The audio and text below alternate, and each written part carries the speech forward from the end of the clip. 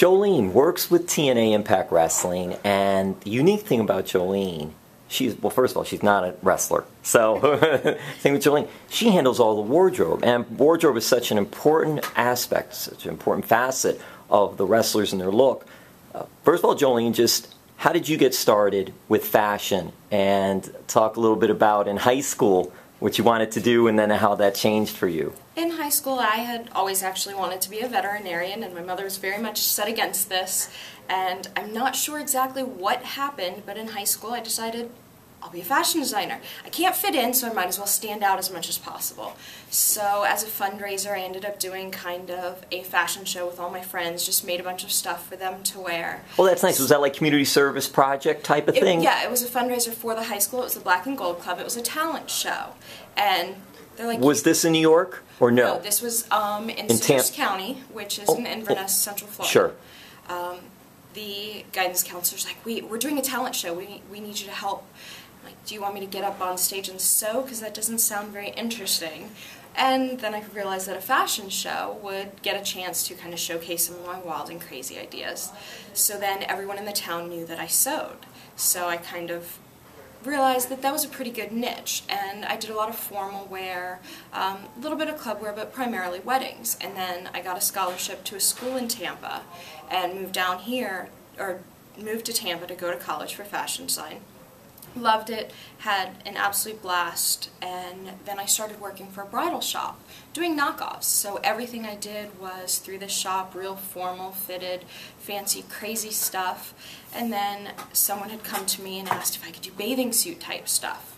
Sure, I could do that. This was just like word of mouth, exactly. Friends. Just someone from that town was like, hey, my mother-in-law knew your mother, heard that you sewed, could you do bathing suit stuff? Sure. See, that's interesting because you're doing the sewing, and that one thing leads to another. Did you have any artistic type of background, or no, not there? My two-dimensional skills are very limited. I can pick up a piece of fabric and create it, but for me to try and put it on paper and get you to understand what's in my head is a little harder. Sometimes it's easier just for me to make it and be like, see, this is what I was thinking. Or you could take a photo of it and show it out there. Here's what I did. What do you think? Yeah, that's a little bit easier for me to communicate three-dimensionally. And then one day I was meeting with Gail Kim when I was actually pregnant with my son, so this is almost 9 years ago. And she had just brought some stuff, had just come with a friend, and she's like, do you think you could do this or that? Wanted some alterations, and it led to making gear for her. It was just Gail Kim through another friend that you met, Gail? Yes, through one of her friends. Because I know that area, especially in Central Florida, that area, a lot of the wrestlers, a lot of the knockouts will live in the Florida area, especially Tampa, some in Orlando and all. So definitely. We're in Tampa, I'm right by the airport, so it's a very big wrestling community. I'm very close to the gym that they all go to. So she had just brought some alteration stuff, and I altered that stuff and ended up making her gear. I don't think I've gone more than a few weeks without seeing her. She's at my house constantly. We're always working on new ideas. She goes fabric shopping, has her own box at my house. What was it like for you the first time you saw what you designed, what you created on TV? It was actually terrifying. Because it's not like they're standing in the ring, walking down. It's not like a fashion show. They're tearing at each other. They're grabbing each other's waistbands. They're pulling.